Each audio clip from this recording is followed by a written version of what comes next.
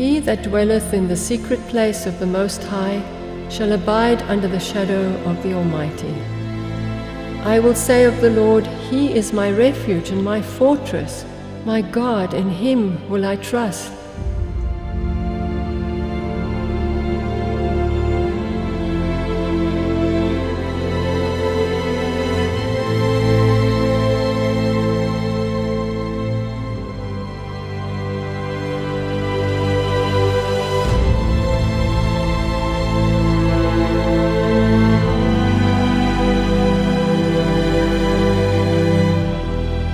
We have nothing to fear for the future, except as we shall forget the way the Lord has led us and is teaching in our past history.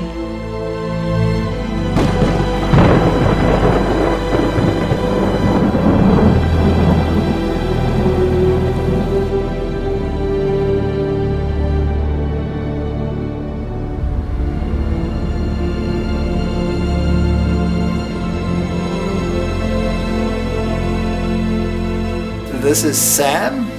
We call him Sam because we don't know whether he's a Samantha or whether he's a Samuel. And that will be decided when he lays an egg or not. So for the moment, he's just Sam.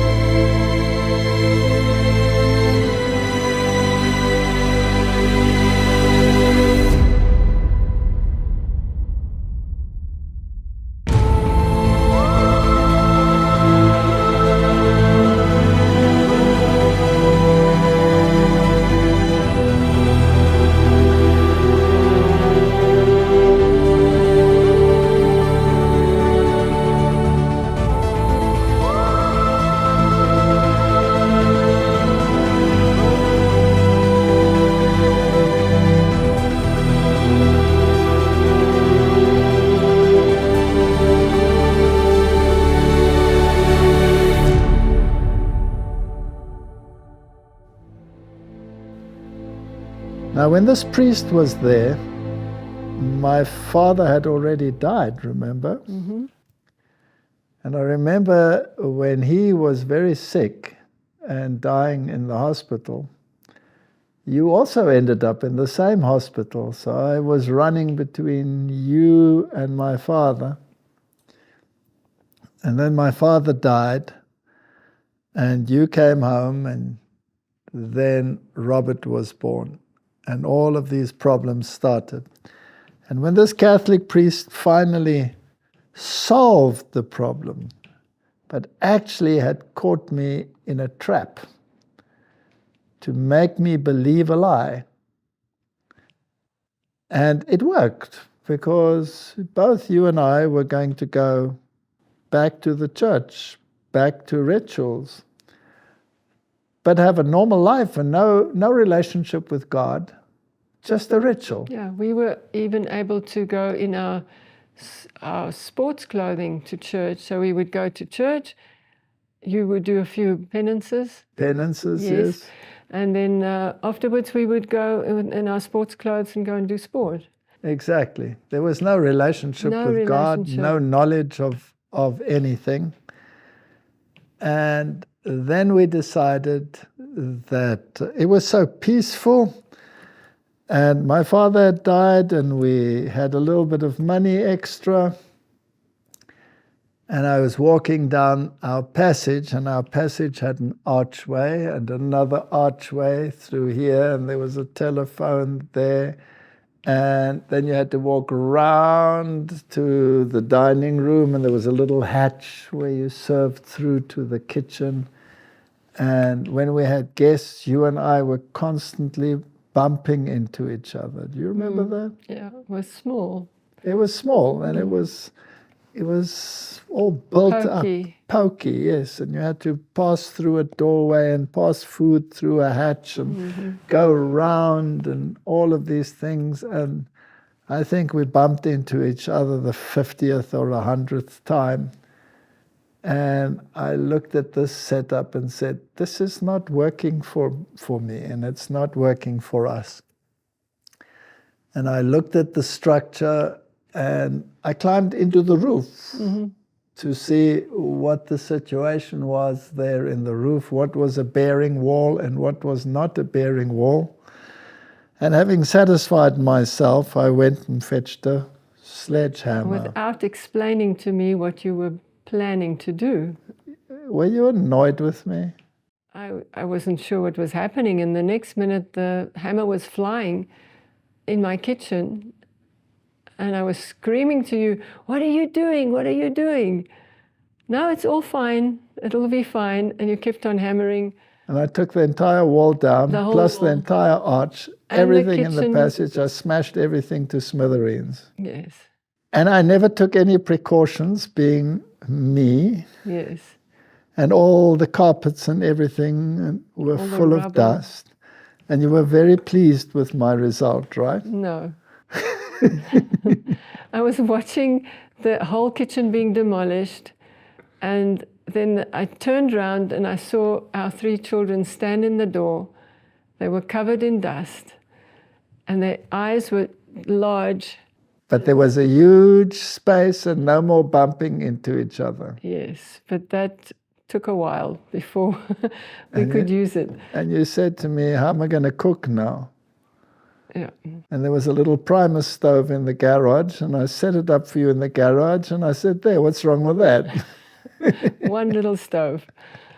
Yeah. Yeah. In any case, we fixed it. Mm-hmm. But the kitchen was destroyed. It wasn't a very nice kitchen anyway. And so we set about finding someone who could build a nice modern kitchen for you. Open space. With open space and open plan and all of these things. And eventually we ended up not only demolishing the kitchen, but demolishing just about everything else as well. And it turned out actually quite nice in the end, right? But then this carpenter arrived, and he was a German. And when he walked in, he said to me, "I just want to know that I walk with Jesus." That was a red flag. That was a red flag for me, being an atheist.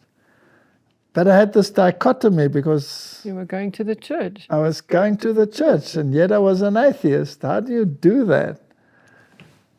And then I snapped at him, and I said to him, "You walk with Jesus, I just want a kitchen." And he got the message. But he's a stubborn fellow. And he gave you a pamphlet. A pamphlet. Yes. Yeah. And I looked at this thing, and I didn't want to be rude because I already felt embarrassed because I'd been rude already. So I took it and I put it in the drawer. And he provided the kitchen. And for 1 year, approximately, that pamphlet remained in the drawer, untouched for a whole year. Just shows you, stuff in a drawer, you don't actually rummage through it again, right? So maybe you should just get rid of all the stuff that bothers you. It's good we didn't. No, we didn't. And then I gave the lecture on evolution to the students. It was a medical class, approximately 400 students. And I was explaining the evolution of the kidney. And this young lady put up her hand and said, "Excuse me, Dr. Veith, I don't believe a word you're saying. I believe that God created. There is no such thing as evolution." And I ridiculed her to tears. I blasted her off the planet, much to the joy of the other students who laughed at her. I don't know, they laughed at her and ridiculed her as well. It's a very hard terrain sometimes. Just for information, that young lady contacted us many years later, and she said she was that girl who sat in your class. And she sent us a picture. And she sent us a picture, and she said she cannot believe that I had become a believer. Yeah, fascinating. But nevertheless, because I had done that, my conscience bothered me. And it bothered me to the point where I had to get rid of this feeling of guilt. And I remembered, well, the Catholic Church can drive out demons, they can drive out guilt too. All you do is go and confess that you did something wrong, and there's a magic wand that waves over you, and the guilt is gone. And so I went to the church to find the priest, to tell him that I'd been a miserable idiot. And he wasn't there. He'd gone shopping. And that was such an interesting experience, really.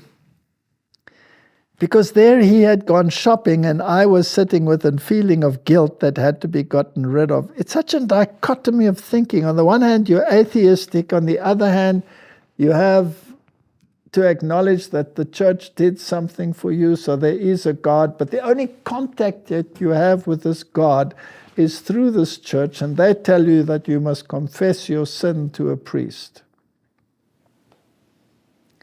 Now, what if the priest is not there and you cannot confess your sin? And what if you come outside and a bus rides over you while you didn't confess your sin? Then obviously you're in trouble on the other side, if there is a other side, right?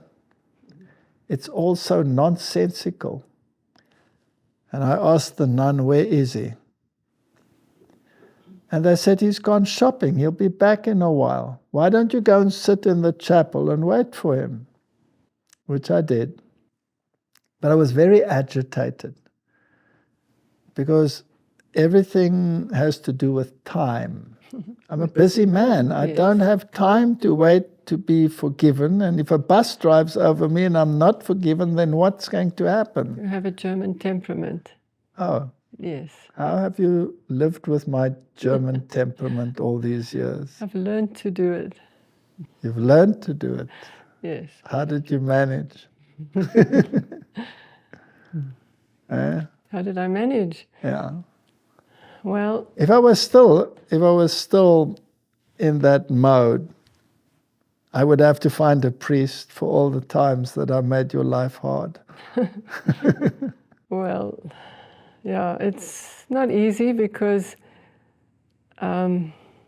impatience actually is hurtful to others. Is it? Yes, it is. Not taking time for other people to it doesn't help anybody to be impatient with him. So did your patience with me improve the situation, or is there still a lot of room for improvement? Much better, much better. Is it better? Yes. But is there room for improvement? Oh yes, there's still room.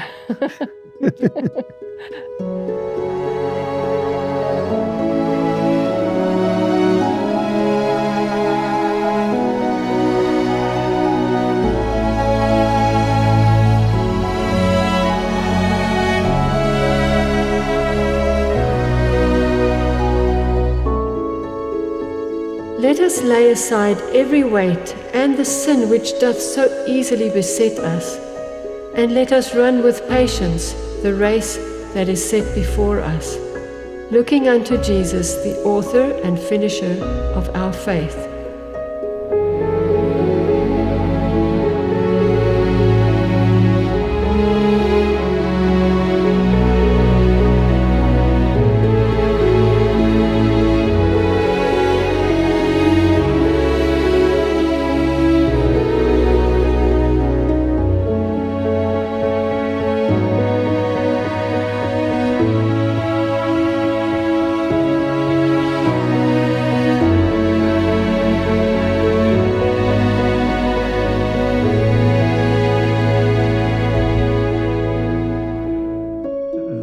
I was sitting in that chapel, so frustrated because I had so much to do.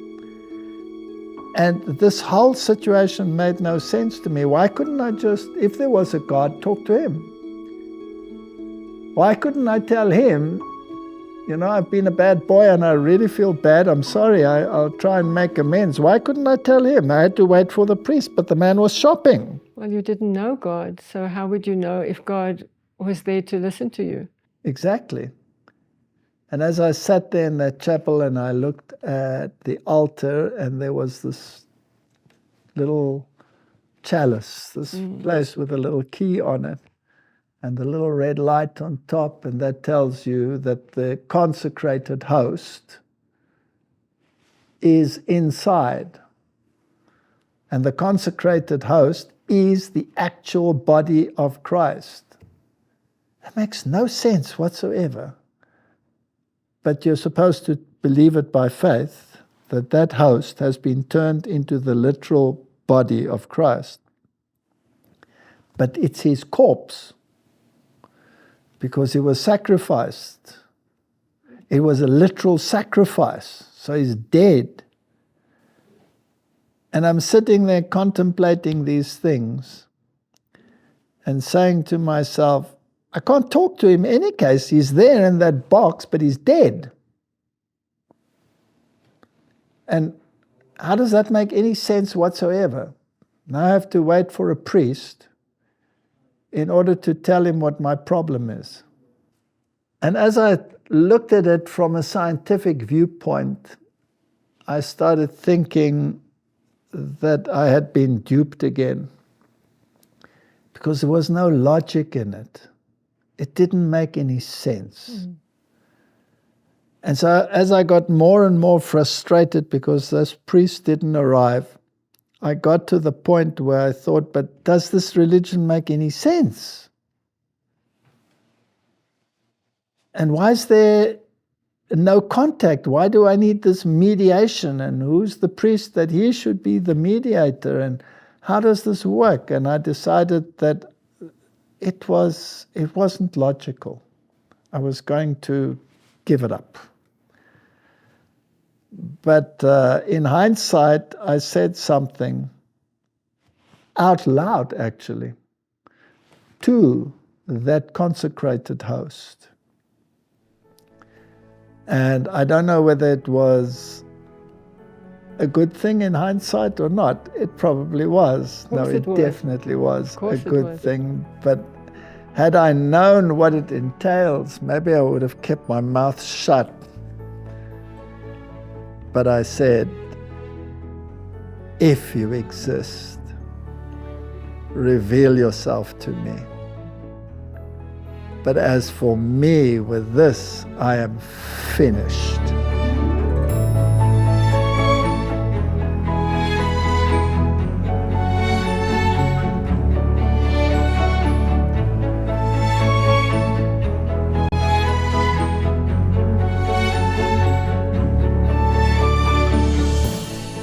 Severe trial endured by the grace of God develops patience, vigilance, fortitude, and a deep and abiding trust in God.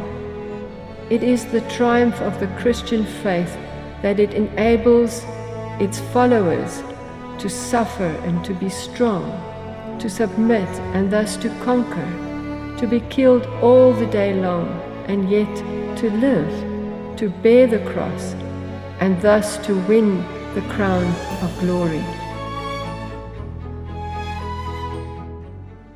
And so I left without getting rid of my burden, because the priest didn't pitch up. And I went back to my atheistic lifestyle. But I had challenged God. I said, if you exist, reveal yourself to me.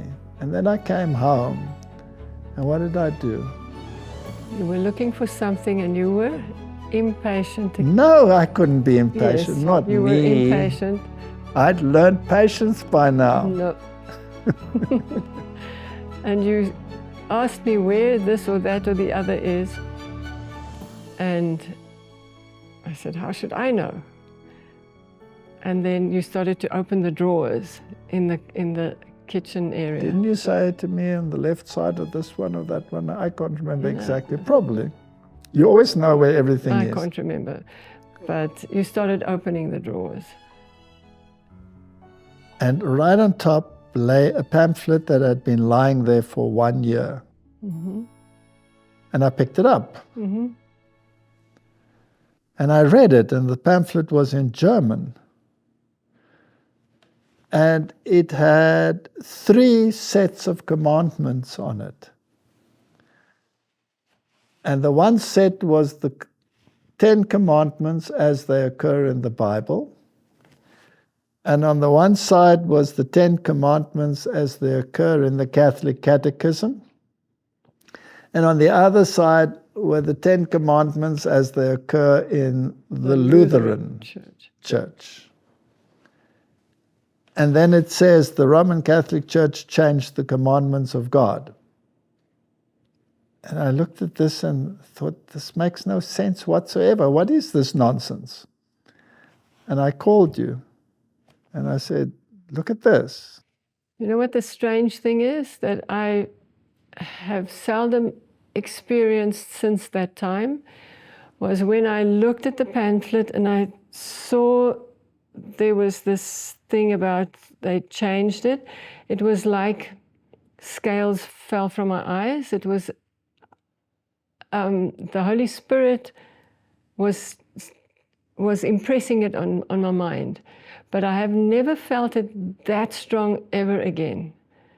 At that moment, I knew this is important. I didn't know. But you didn't know why. I didn't know why, but I knew this is important. There's something important about this. And I looked at it and I said, this cannot be. And I said to you, have we got a Bible? Mm-hmm. And we didn't have a Bible. And then I remembered Tante Kippi, mm-hmm. who had left me her entire inheritance when she died. In a box. And this poor lady who had been in a wheelchair almost her entire life, she was actually a bosom friend of my mother's. Mm. She was a young girl, and my mother and she were bosom friends. And then one day she was attacked in the streets of Cape Town, and a man hit her over the head with a plank. And she ended up lame, in a wheelchair, not being able to walk. Or speak. Her hand was crippled, and she couldn't speak. And she used to say, Anna, can't speak. And she'd get so frustrated because she couldn't say what she wanted to say. And you had to guess what she was saying. And my father always fetched her at the home to give her a little bit of a homely environment and then take her back to the home. And when he died, we took that over, mm-hmm. Remember? Yeah. And you would have to take her to the bathroom, put her back in a wheelchair, and we would have to guess what is she trying to say. Yeah, but she was very, very religious, very faithful. Very faithful, very religious. And such passions. I don't know how long she was in that chair, probably 50 years. It was very long. Very long. And when she died, she left me everything she possessed, which fitted into one box. And it was old German magazines. It was a pair of knitting needles, I think. And a Bible. And I said, there must be a Bible in that box. And I put the box in the garage because what was I going to do with it? There was nothing in it of value. But because we had this link with her, I didn't have the heart to throw it away. So I put it in the garage. And did you remind me that there was a box and there might be a Bible in it? I think you did, could have been. Yeah, go and look in that box. Maybe Tante Kippy has a Bible in there. And I went and fetched it, and lo and behold, here was a very worn out old German Bible, a smallish one. And to find the Ten Commandments was not an easy job, because how do you find it? But we found it eventually. And lo and behold, there it was, exactly like the pamphlet said.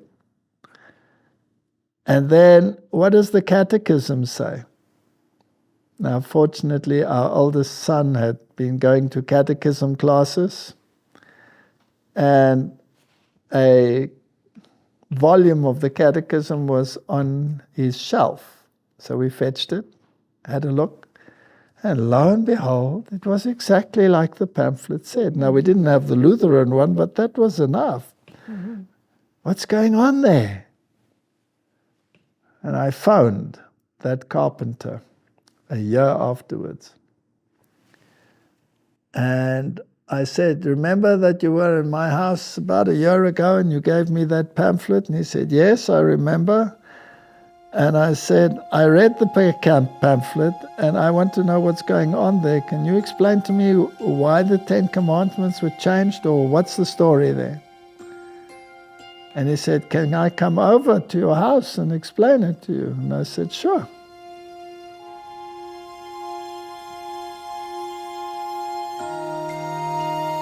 Remember the Sabbath day to keep it holy. 6 days shalt thou labor and do all thy work.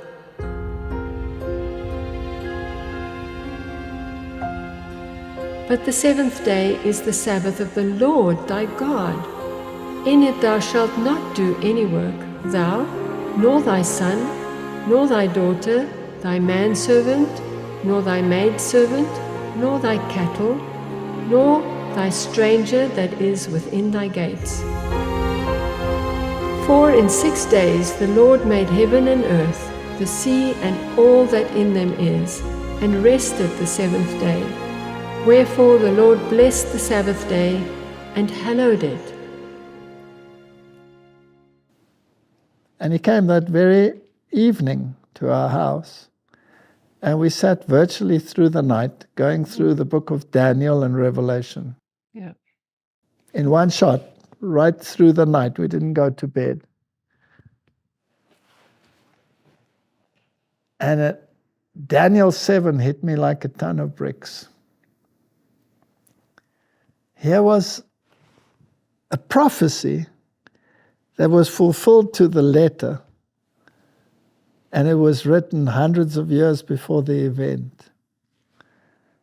And I thought to myself, this can't be, this must be fake news. Do you remember that Bible study? Yes, very well. I remember that he was speaking in German. My German wasn't very good at that stage. And he was reading from the German Bible to you, and I was following in.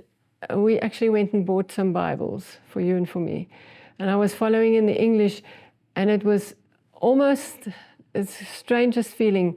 I understood every word he was reading in German, and it was almost like I was reading in German and not in English. It was translated automatically into my mind, and I understood everything he was saying. Yeah. And I said to myself, I can't believe this. So I went to the university the next day, and remember I played squash with one of the professors in the theology department. And I asked him about it, and he didn't have a clue what I was talking about. And I asked whether I can go and check things out in their library. And so I went through the library, and I looked at, I can't remember what I all looked at. But in the end, after that investigation, I couldn't refute the history.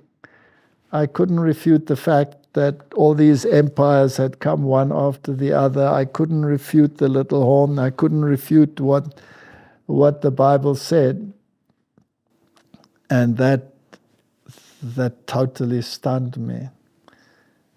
Now, the Bible, of course, was a book of fairy tales, as far as I'm concerned. I'd never read it. And here I was confronted with prophecy. And it was harder for me than for you to accept it, right? Mm-hmm. You accepted it much easier than I did. God said it, and I believed it. It was so easy. Yes, but I couldn't. But you couldn't. No. I had to first find out, is it really true? Am I being duped? Am I being lied to? Is this another trick in my life? And then I said to him, on one of his next visits, I said to him, but if this is true here in the Bible, and this prophecy is irrefutable, I cannot deny it, then what about this nonsense about Genesis? I mean, I was an evolutionist, right? And I spoke to him about evolution, and he tried to convince me that God created the world in 6 days. Can you remember how I treated him? You treated him badly. What did I say? I can't remember. To him, oh, that's nonsense. How can I ever believe that? And then he came back the next day with a pile of books, and he gave them to you, and you read through them within a week. And gave them back to him and told him what? I told him that's utter nonsense. I've never read such a pile of tripe and rubbish in my entire life. Yeah. The poor man. The poor man. But what did he do? He came back with more books. He came back with more books. And I read through those books, and I said to him, I don't believe this is a load of nonsense. We've had creationists here at our university, and we love mocking them because they are absolutely ignorant in terms of evolution. But you see, the problem is that all the churches actually believe in evolution. So it's fine for them to have God, but still believe that evolution took place.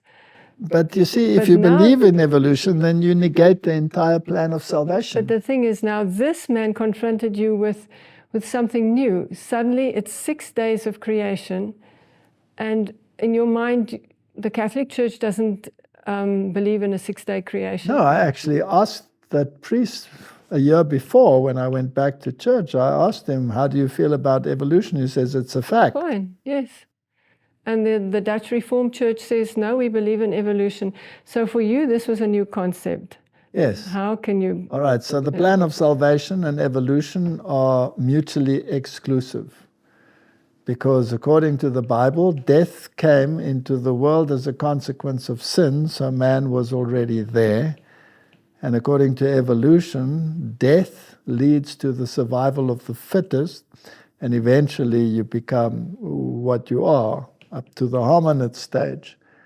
So then death is the means of evolving into a superior being, whereas the Bible says the very opposite. Mm-hmm. The superior being was there, and death is a consequence of sin. And where do you fit in a savior that is to conquer death, that was the means to bring you about in the first place? It doesn't make any logical sense. So either evolution is true or the Bible is true, but they cannot both be true. So I said to the man, I don't believe in the creation account. I'm an evolutionist, I'm a scientist in this world, and I overwhelmed him with science and said to him, everything is millions of years old, and these are all scientific facts, the same as a Richard Dawkins would argue today. And he lost his cool with me. And then he said to me, well, okay, then I don't have a problem with evolution. You have the problem with evolution, so you solve it. It was a good challenge. It was a good challenge, and off he went with his books. Mm-hmm. And I was angry because none of this made any sense to me, but you were quite happy. Yeah, I didn't. You didn't have that problem? No, I didn't have that problem. Okay. So I got back to the university and I said, what now? How am I going to solve this issue? And then I forgot about it, and then I had to lecture on genetics. Again, to the medical students. I had to give the course on genetics. And as I was studying my lecture so that I could present it to the students, I, for the first time, started thinking about genetics and evolution. Because natural selection doesn't work at the level of the gene, it only works at the level of the phenotype. Now, there are lots of lectures of that and people can look at. But I started thinking about how did it come into existence, and a little worm was eating its way into my mind. And then I was also teaching a course on phylogeny and evolution. And I was busy with the textbook, and I was reading the textbook. And I thought to myself, well, is there anything wrong with this textbook? So I went to the library, and I actually said a prayer which I thought was very stupid because I didn't know how to pray. I never prayed. But actually when I said, if you do exist, then show yourself to me, that was a prayer. Isn't talking to God a prayer? Mm-hmm. So I was mumbling to myself and mumbling to a God that I didn't believe in, and I said, if there's anything wrong with this, then show me, in my normal style. Took a book off the shelf, signed it out, went out. Colleague stops me, says, there's a new edition of that book. It's just arrived. It's in a box in the back. It's just surprising. How did you know? But anyway, I went back into the library, went to the boxes, and sure enough, there was the new edition. So I took them both to my office, started reading them. And I was so stunned at how the new edition glossed over anything that the old one said quite bluntly. The old one would say, there are no intermediate fossils between this and this, so we don't know why they aren't. There should be, but they're not there. And the new one totally changed those sentences and glossed them over. So the old one was more honest than the new one. And I thought to myself, now, why would they not be honest? And that's how my quest started. But this is not an evolution talk.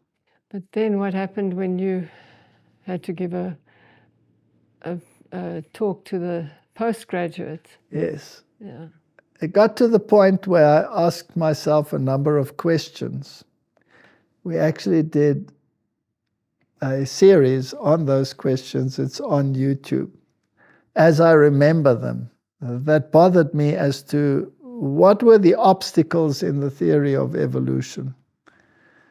And when I presented those 10 questions to those students, just the questions themselves, because some of them were virtually unanswerable, and put evolution into the realm of faith more than into the realm of science.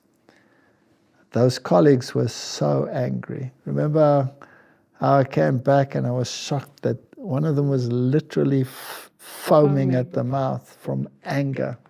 Now, why were they angry? Now, that's the important question, a very important question. Why were they angry? I mean, if it was just stupidity that I was sprouting, they could say, man, you're just being stupid. Here's the answer.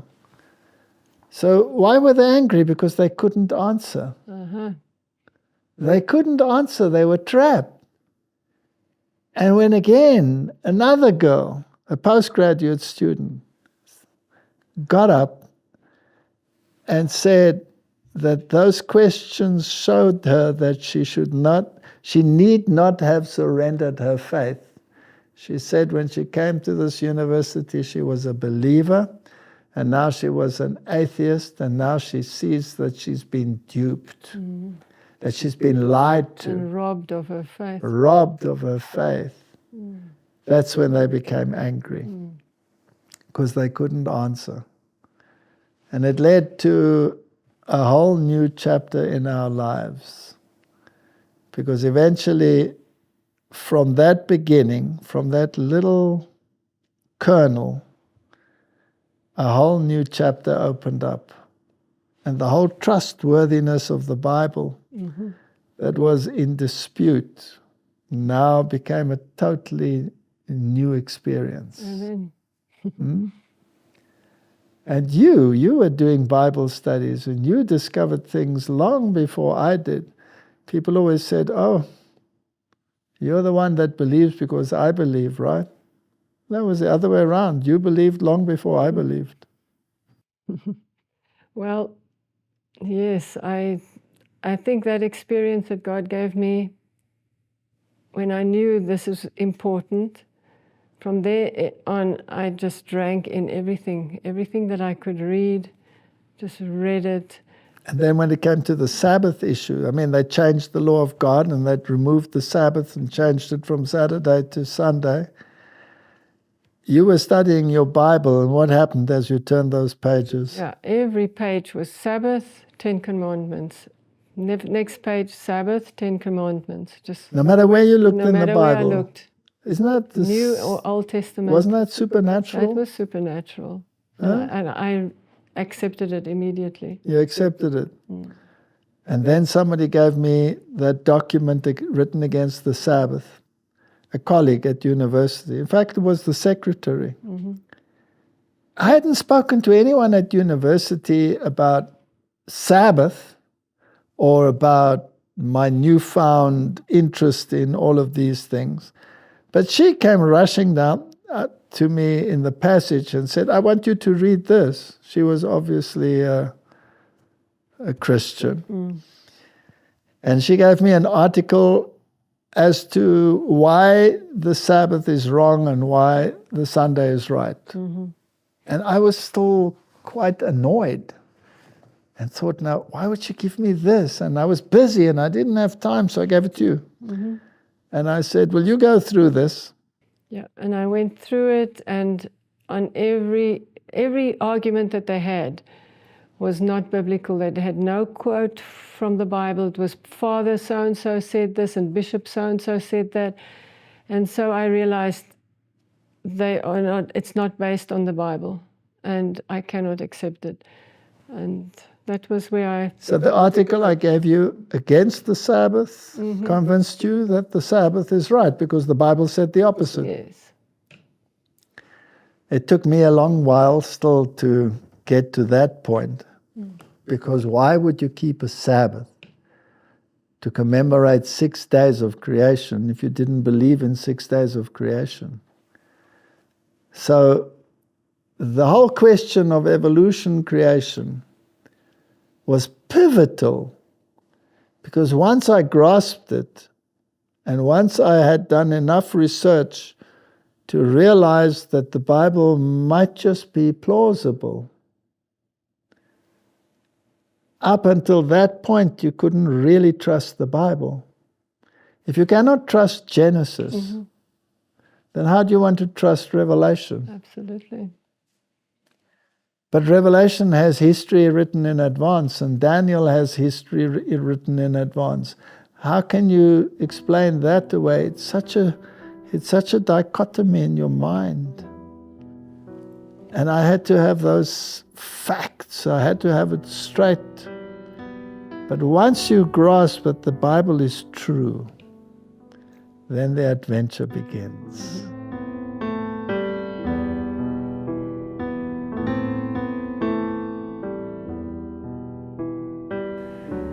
So here I grew up in this country. I was an evolutionist. I didn't believe in God. And all I saw was what you see. But somehow it still has an inherent message. It still has some beauty that no one can explain, that you can only experience.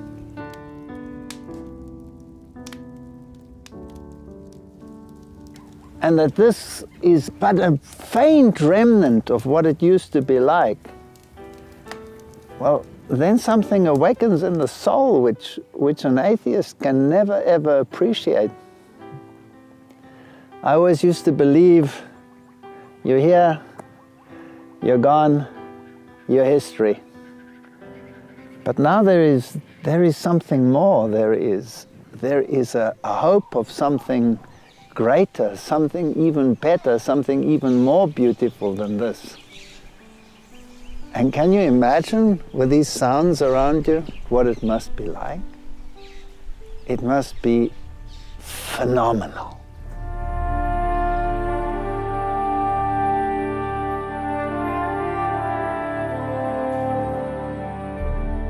And if you look at all these creatures and you marvel at the tremendous variety we find in nature, then it comes to mind that once upon a time, I believed that all of these creatures and everything that exists here were just a circumstance of chance.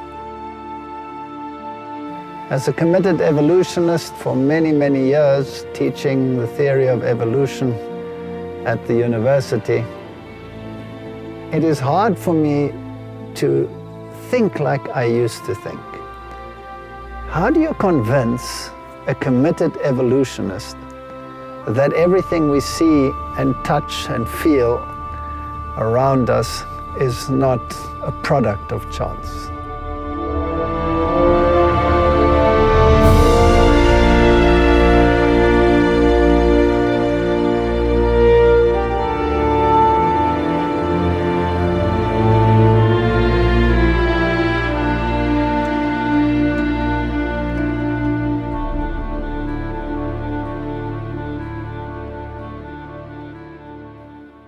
Well, if you don't believe in evolution anymore, then life at the university becomes very hard. And so I resigned, remember? Mm-hmm. And the rector called me in. Yes, and you still had to go and buy a suit to go and see the rector. Because I didn't possess a suit. No. And he asked me so many questions. And one of the questions was, what is the truth? Who has the truth? Tough question, especially if you don't want to tell him what the things are that are going on in your mind, because number one, you're still a little bit dubious, you're still a little bit confused, and you're even a little bit ashamed of acknowledging the truth. Mm-hmm. But eventually, I basically told him, and we were without a job. And so we decided the only way to survive would perhaps be to sell what we had, buy a farm, and try some farming. I thought my university career was over. What secular university would want someone who believes in creation? And how did you feel about all that? That was a big turmoil for us, because the children they just started school and they were just settling into school life. And now suddenly we were thinking of taking them away for hundreds of kilometers away and into a farming community where the people are not exactly friendly to strangers. Yes, it was a very hostile environment. Yeah. And we sold our house, put it in the market, and it was gone. Within one day. Within one day. The first person who walked in bought it. Mm-hmm. And he was still a famous person. He was a rugby player in the national team. And we had two partners in our venture, and off we went to the wilderness, in a wilderness experience. And we didn't have really a personal relationship with God yet. We didn't understand this God thing at all. No.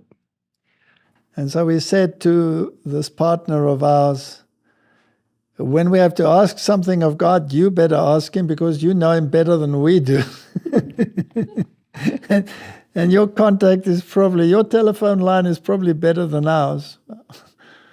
And that's how it was. And we had to learn to depend on no one but God. Yes. The devil can blow me over like a wind would blow a feather away. But when it comes to that righteousness which stands by the right hand of the Father, all the tempests of hell cannot prevail against it. That's the righteousness I want to stand in. Isn't that great? God is a lover of the beautiful. He has given us unmistakable evidence of this in the work of His hands. He planted for our first parents a beautiful garden in Eden. Stately trees were caused to grow out of the ground, of every description for usefulness and ornament. The beautiful flowers were formed of rare loveliness, of every tint and hue, perfuming the air. To Adam was given the work of caring for the garden. The Creator knew that Adam could not be happy without employment. Tastes like a combination of melon and cucumber. So it's not very nice as a fruit as such, but it's much better tasting than a cucumber, so it goes well in a salad. The beauty of the garden delighted him, but this was not enough. He must have labor to call into exercise the wonderful organs of the body.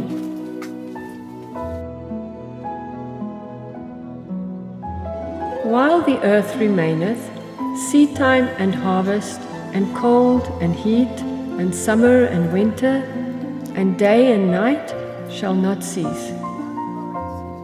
It was the design of God that man should find happiness in the employment of tending the things he had created, and that his wants should be met with the fruits of the trees of the garden. Then they that have kept God's commandments shall breathe in immortal vigor beneath the tree of life, and through unending ages the inhabitants of sinless worlds shall behold in that garden of delight a sample of the perfect work of God's creation, untouched by the curse of sin. A sample of what the whole earth would have become had man but fulfilled the Creator's glorious plan.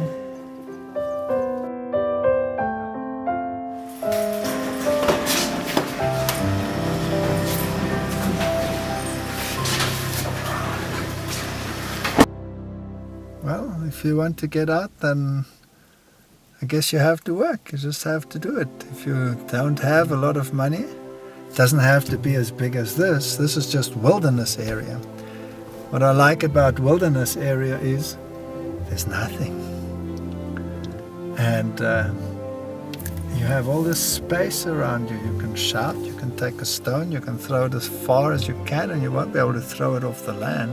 It's hard work, and I had 3 or 4 of the local not qualified builders to help me with the brickwork. A lot of the inside work I would do when I came back. And my wife had this terrible accident and was out of commission entirely. She couldn't help at all with any of the building except laying out the garden, saying how, but she was on crutches. She couldn't do anything herself. Because the cellulose also has this structure, and the polarity of the water goes like this, and the next molecule is pulled up, and the next one is pulled up, and so the water goes all the way up, this artesian stream, but any impurity, like a heavy metal or being bigger molecules than the water molecule and not having a polar structure, will not move up with it.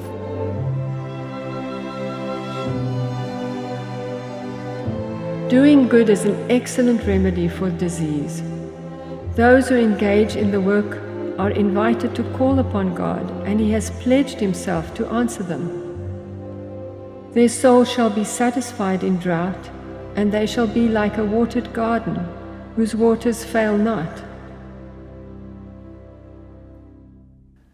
And so God arranged it that within a very short period of time, just a few months, through many trials and circumstances, which you write about in the book, which we don't have to repeat,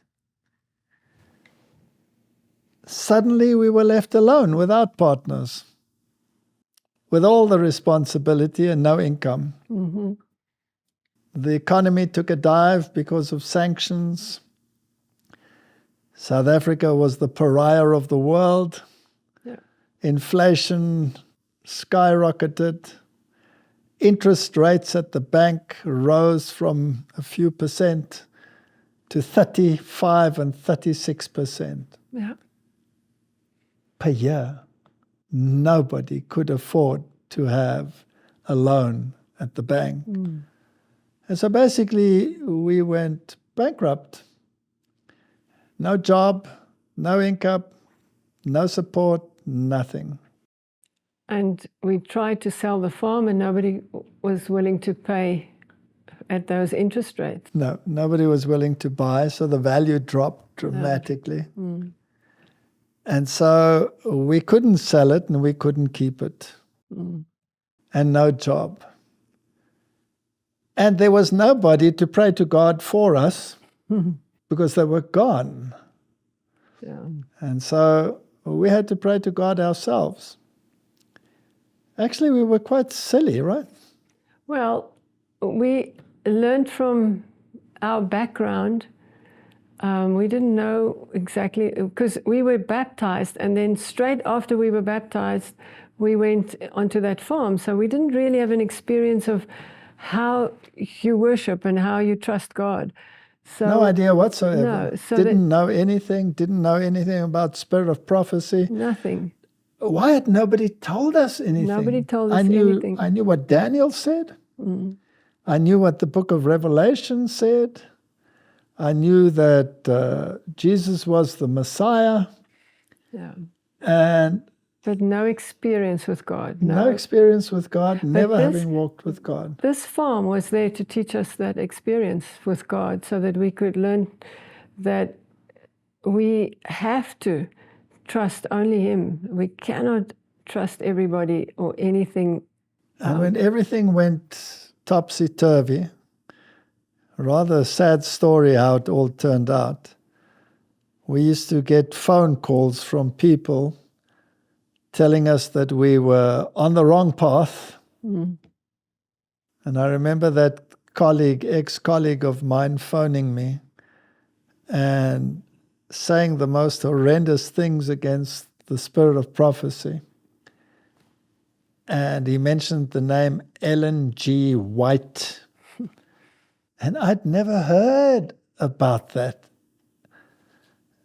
And remember there was a colporteur, one who deals in books, who used to come past our farm occasionally, and he would leave us books. Remember him? Mm-hmm. Yes. He was a sweet man, eh? Yeah, he reminds me of Francois du Plessis. Same stature, same kind of person. And he used to leave books, and when this person reviled these writings, I remembered maybe there are some of those writings there, and that prompted me to start reading, and it prompted you to start reading. And you grabbed a book, and what book was that? The first one I got was Counsels on Diets and Foods. And the first one I got was Desire of Ages. Yes. And I read through the Desire of Ages, and you read through Counsels on Diets of Food, and my life turned into a misery overnight. Well, I remember I tried to cook without eggs, without milk. The meat was not even the worst part of it, but without the eggs and the milk and the cheese, I struggled. And then at one stage you said, look, I can't eat this anymore. From now on, we're just having bread and we're having fruit and nuts, and until you have mastered the skill of cooking properly without those things. And that's what we did for a whole year. We had fruit and grains and bread and a bit, some vegetables, but mainly we did fruit and nuts. And we felt better than we ever felt before. We were very healthy then. Yes. And then after I'd gone through some practicing, we started to cook again. Yes. And, yeah. Because you have to retrain your palate. Yes. But in any case, we were totally devastated, totally bankrupt, and now we had to talk to God. I'd read Desire of Ages. I knew who Jesus was now. Mm-hmm. And I compared it always with the Bible. Basically, we were on a quest by ourselves. Yes. There was no mentor except those books. By the way, those are the best mentoring tools that you can possibly have. And then we sat down one day because we had no more funds, no more food. Nothing in the bank, huge debt that we couldn't pay. And you and I, we knelt down. We were very depressed. Very depressed, and we prayed. And what did we do? We said, we are going to write a letter to God. Maybe he'll understand better if we write to him. so we wrote it all down. We wrote a letter, and we said, Dear God, and we explained to him what our problem was. And basically said to him, we have come to the end of the road. There is no solution as far as we can see. I am fully educated in what I used to do. I can't go back to the university. They won't have me. And so how are we going to survive? What are we going to do? And we wrote that letter and signed it. You signed it and I signed it. Yeah, and we put it in an envelope and we left it on the table. And then we went to bed. Yes. And the next morning, we get a phone call. You got a phone call. And it was the professor from a university. And he said to me, are you still available to teach? And I couldn't believe my ears. Mm. And I said, yes, why? And he said, because we have someone who has gone on leave for a year, a sabbatical year, and we need to replace that person. So would you be willing to do that? And I said, yes, but you've probably heard about my changed views about evolution. And he said, I only want you to teach physiology. I don't care what you believe. Would you help us for a year? And I said, yes. And then he said something that dampened my spirit again. He said, we have to get it through the various committees, and the rector has it to approve it.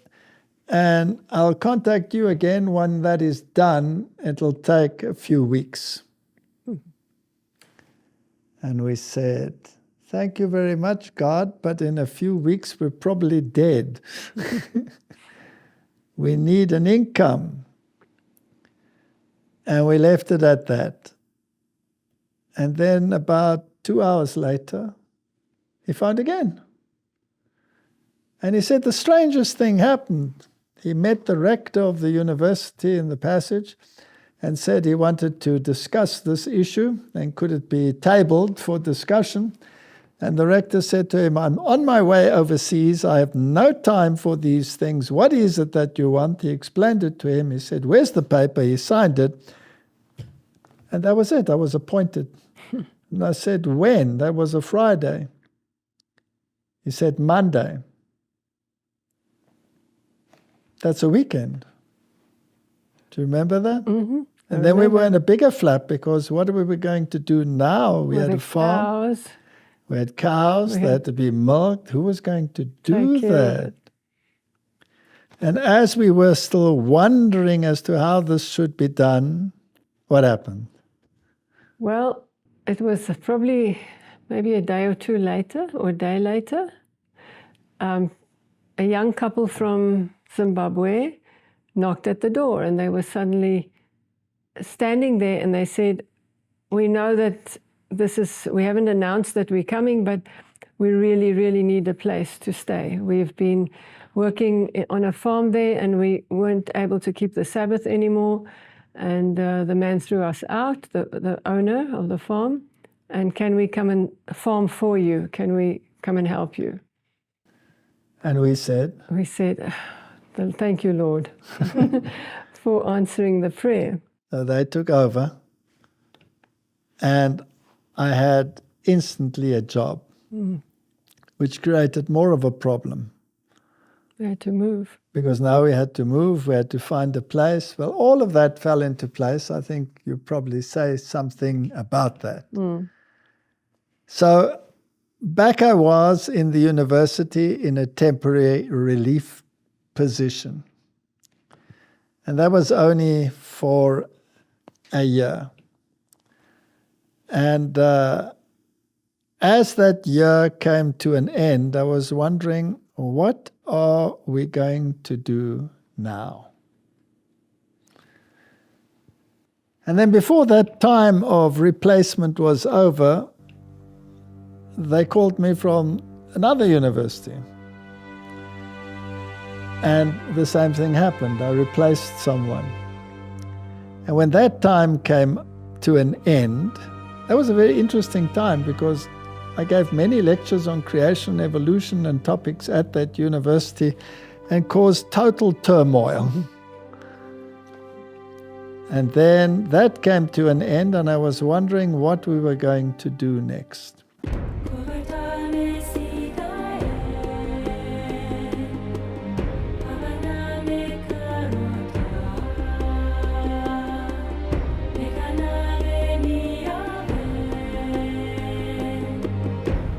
I came to the conclusion that there must be a designer.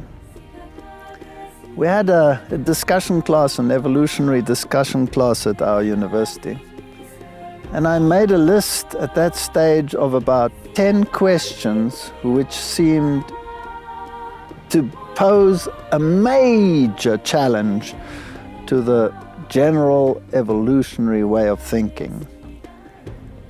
And I put these 10 questions, one after the other, on the board, and the result was phenomenal. There was such anger in my colleagues, such fury, which eventually blossomed into open antagonism and hatred, that it struck me that the theory of evolution is not just an issue of scientific debate. This is a religion.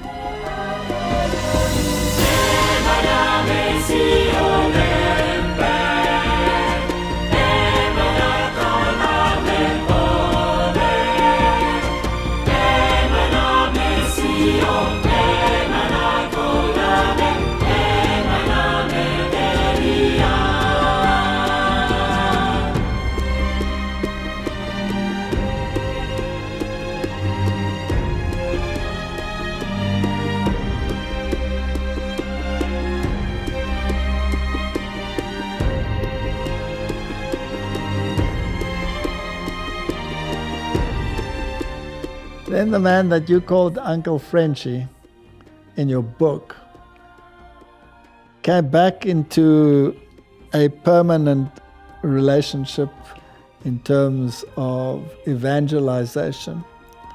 And for a whole year, we worked for the conference together with him, and we did the campaigns all over the Cape Province. So we did campaigns in Cape Town, we did campaigns in Paarl, we did campaigns all over. We even held campaigns in the Opera House of Cape Town and filled it a number of times. It was really a marvelous period. And he taught you, he was your mentor, and I think if he hadn't drawn you into evangelism, you probably would never have done it on your own. Correct. So the Lord used him to draw you into that world. Evangelism. And Yes. so evangelism became second nature. Mm. And then he was taken away.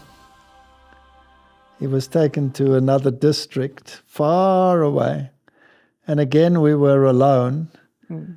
And I started my own campaigns with my own lectures. But then that year, that was only for 1 year, came to an end, and now there was a problem. Where was I going to find work? What was I going to do?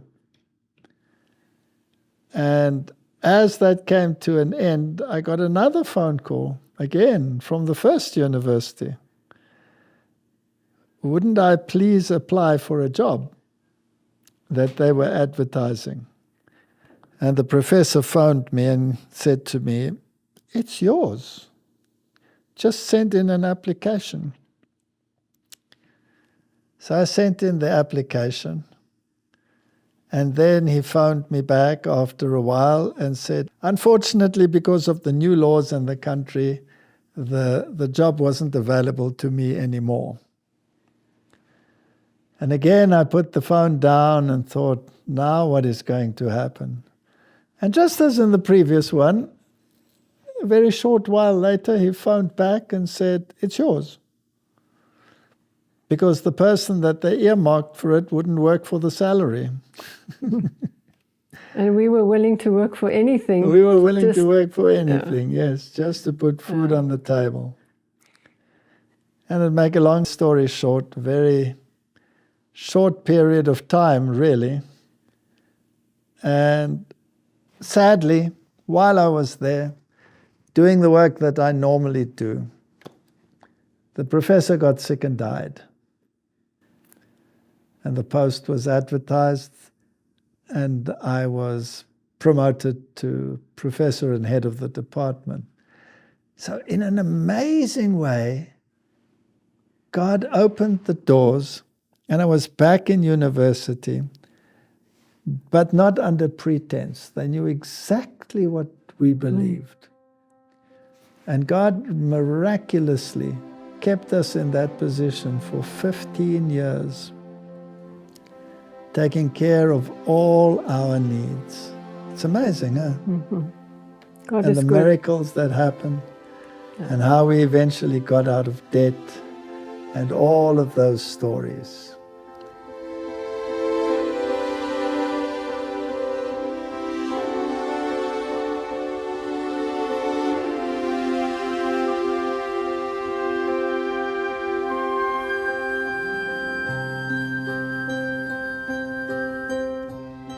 In the way that leads to the city of God, there are no difficulties which those who trust in Him may not overcome. There are no dangers which they may not escape. There is not a sorrow, not a grievance, not a human weakness for which He has not provided a remedy.